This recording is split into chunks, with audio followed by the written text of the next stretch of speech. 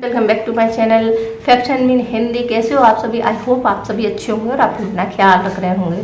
तो फ्रेंड्स, आजकल एक बहुत ही इन्फेक्शन फैल रहा है जिसे हम मम्स कहते हैं, कंठमाल कहते हैं, या फिर आप इसको गलसुआ के नाम से जानते हैं।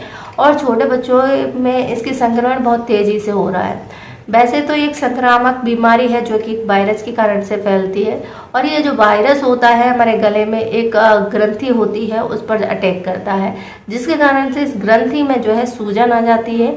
और ये सूजन जो है इसके कारण से आपको बोलने में, खाने पीने में दर्द होता है, गर्दन हिलाने में भी दर्द होता है।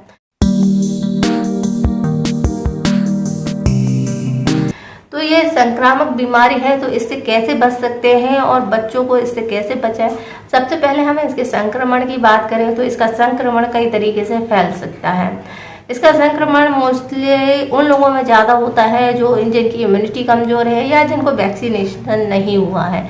मम्स की वैक्सीन आती है जो कि अपने बच्चों को ज़रूर दिलाएं, क्योंकि ये जो अगर इन्फेक्शन होता है तो 10 से 12 दिन तक बच्चे परेशान रहते हैं, दर्द सहते हैं और खाना पीना उनका छूट जाता है। तो इसलिए इम्पोर्टेंट है। और अगर अब बात करें इन्फेक्शन की, तो ये किसी भी एज के लोगों को हो जाता है, लेकिन यंग और बच्चों में ज़्यादा देखने को मिलता है। तो अगर हम इसकी पहचान की बात करें तो आप कैसे पहचानेंगे कि ये मम्स है या टॉन्सिल्स है? क्योंकि लोग अक्सर ही मम्स और टॉन्सिल्स में जो है एक ही चीज़ समझ लेते हैं। तो ये दोनों चीज़ें अलग अलग होती हैं, अलग अलग कारणों से होती है। अगर आपको मम्स का इन्फेक्शन हुआ है तो इसके लिए जो है अगर आप डॉक्टर के पास जाते हैं तो वो एक ब्लड टेस्ट करते हैं ताकि ये कंफर्म हो सके कि ये मम्स का ही इन्फेक्शन है, और उसी के अकॉर्डिंग आपको कुछ दवाइयाँ दी जाती हैं।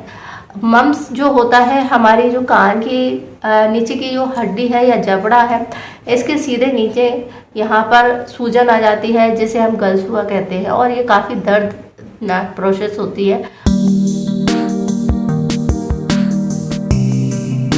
और इसी के कारण से बच्चों को बुखार आ जाता है, उन्हें बोलने की इच्छा नहीं होती है, भूख कम हो जाती है, और इस तरीके के दर्द और सूजन उनको हो जाती है जो कि बहुत काफ़ी दिनों तक रहती है। अगर इसके रहने की या पूरा तरीके से ख़त्म होने की बात करें तो 10 से 12 दिन इसमें लग जाते हैं। संक्रमण कैसे होता है? संक्रमण इसका होता है क्योंकि वायरस से इन्फेक्शन होता है।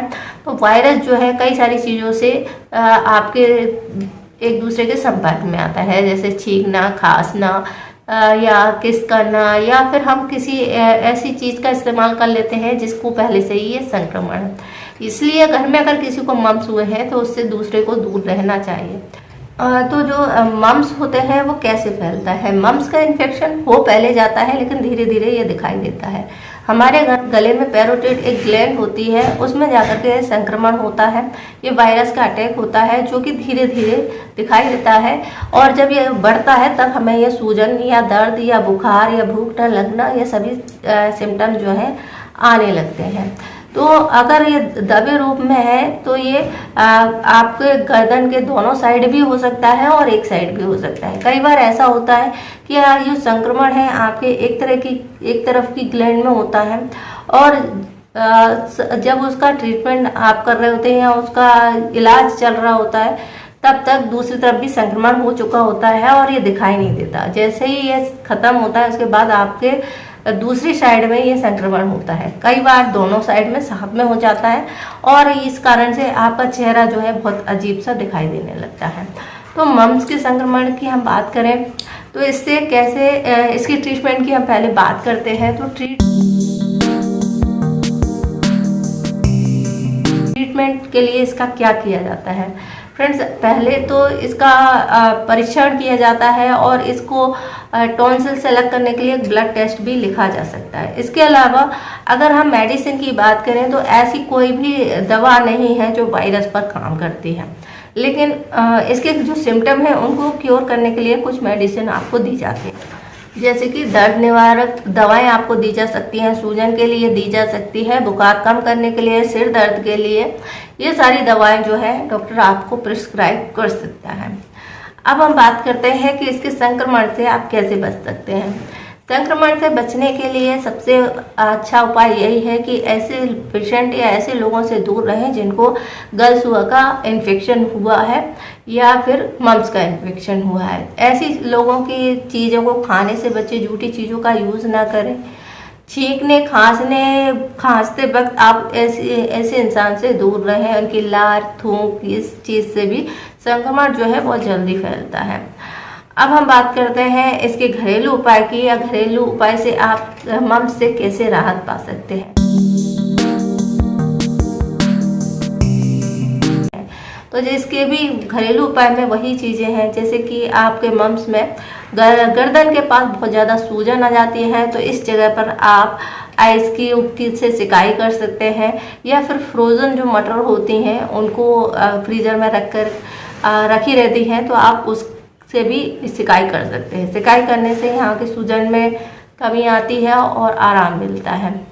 दूसरा जो है वो सबसे अच्छा बचाव यही है कि अगर आपके घर में बच्चे हैं तो उनको इसका टीका ज़रूर लगवाएं, जो कि मार्केट में अवेलेबल है, हॉस्पिटल में अवेलेबल है। गर्म पानी के गरारे करना भी फ़ायदेमंद होते हैं, जो कि नमक डाल के आप कर सकते हैं, जो कि गले की सूजन को कम करते हैं, इन्फेक्शन को कम करने का काम करते हैं।